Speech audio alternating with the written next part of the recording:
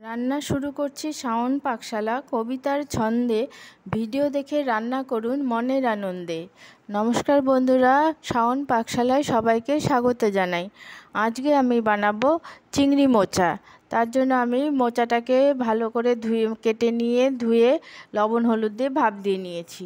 ডুমো ডুমো করে আলু কেটে নিয়েছি, আদা কাঁচা লঙ্কার পেস্ট নিয়েছি, কিছু কুচো চিংড়ি নিয়েছি, চেরা কাঁচা লঙ্কা নিয়েছি কটা, তেজপাতা নিয়েছি, আর ফোড়নের জন্য শুকনো লঙ্কার গোটা জিরা নিয়েছি।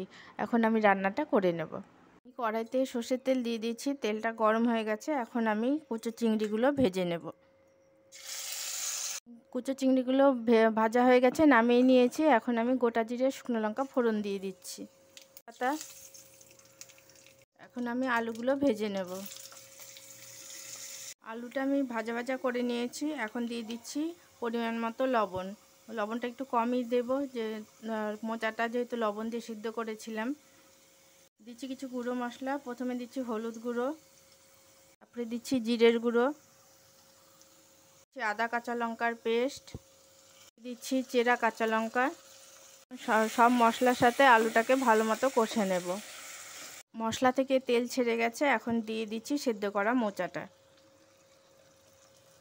সমস্ত মশলার সাথে আলুর সাথে মোচাটাকে ভালো মতো করে কষে নেব। মিডিয়ামে দিয়ে আমি ঢাকনা দিয়ে দিচ্ছি। এগুলো ভালো মতো সব মশলার সাথে সেদ্ধ হয়ে যাবে। আলু মোচা সব মশলার সাথে ভালো মতো মিশে গিয়ে আলুটা সেদ্ধ হয়ে গেছে। এখন আমি ভাজা চিংড়ি মাছগুলো দিয়ে দেব। অল্প পরিমাণ ঘি। আমার রান্নাটা কমপ্লিট হয়ে গেছে। আপনারা যদি চান একটু সামান্য মিষ্টি দিলে দিতে পারেন, আমি দিচ্ছি না। এটা খেতে অসাধারণ লাগে।